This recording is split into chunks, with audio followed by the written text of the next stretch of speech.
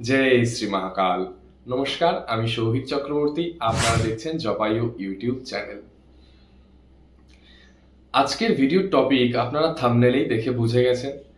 তাছাড়াও আমি আরেকবার আপনাদেরকে বলে দিচ্ছি, আজকের ভিডিওটি বিশেষ করে স্টুডেন্টদের জন্য যারা পড়াশোনার সাথে যুক্ত আছেন, পড়াশোনার প্রতি অমনোযোগী হয়ে পড়ছেন অথবা কোনো কারণে কোনো না কোনো কারণ আপনাকে ডিস্ট্র্যাক্ট করছে। বর্তমান সময়ে বেশিরভাগ মানুষদেরকে আমি দেখি তাদের বাচ্চাদের বা তাদের সন্তানদের বিষয় নিয়ে আসে যে পড়াশোনায় মনোসংযোগ ঘটছে না, এবং তাদের কুণ্ডলী খুলে আমি দেখি তারা বেশিরভাগই প্রেম সম্পর্কে যুক্ত থাকে, যে কারণে তাদের একটা ডিস্ট্রাকশন তৈরি হয় প্রেমের প্রতি। এছাড়াও অনেকের আছে যাদের মোবাইল সংক্রান্ত বিষয়ে ডিস্ট্রাকশন তৈরি হয়। তো এই বিষয়ে আজকে আমি দুই রকম জিনিস বলবো। প্রথমত সাইকোলজিক্যালি কিছু টিপস দেব, এবং তার সাথে সাথে আমি স্পিরিচুয়াল কিছু টিপসও দিয়ে দেবো, যেগুলো আপনাদের পড়াশোনার প্রতি অমনোযোগী থেকে আবার মনোযোগী করে তুলবে।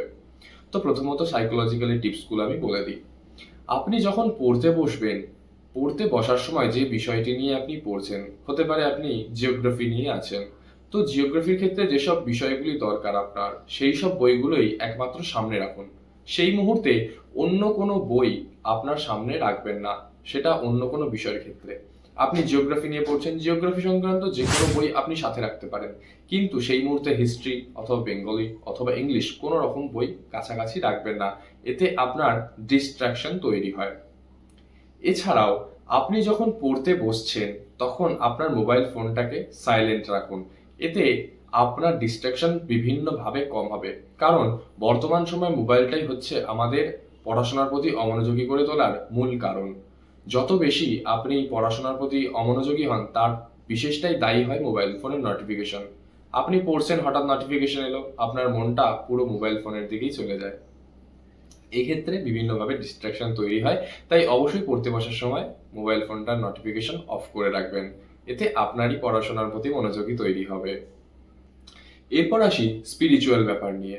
কি করলে আপনার পড়াশোনার প্রতি অমনোযোগী হওয়াটা আটকানো যাবে?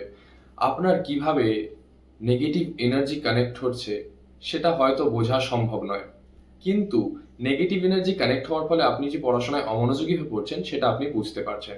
সেক্ষেত্রে আপনি একটি কাজ করুন, বাজার থেকে আপনি ময়ূরের পালক কিনে নিয়ে আসুন 15টি, গুনে গুনে 15টি ময়ূরের পালক কিনে নিয়ে আসতে হবে আপনাকে। এরপর সেই ময়ূরের পালকগুলিকে একত্র করুন, এবং একত্র করার পর লাল সুতো দিয়ে 9 পাকে সেটাকে জড়িয়ে ফেলুন খুব সুন্দরভাবে।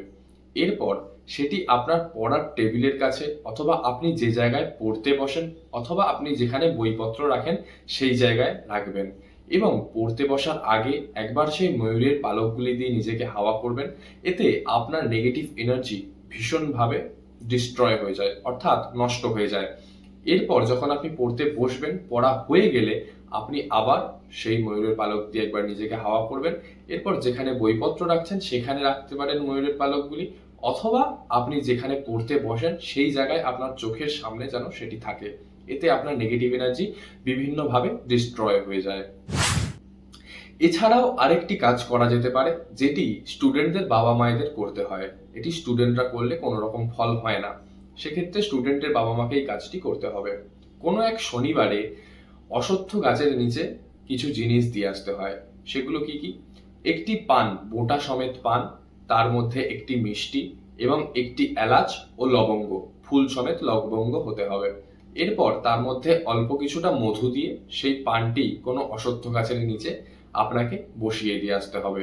এতে পড়াশোনার প্রতি স্টুডেন্টের আবার মনোযোগ তৈরি হবে। আজকের ভিডিও এই পর্যন্তই। নমস্কার। জয় শ্রী মহাকাল।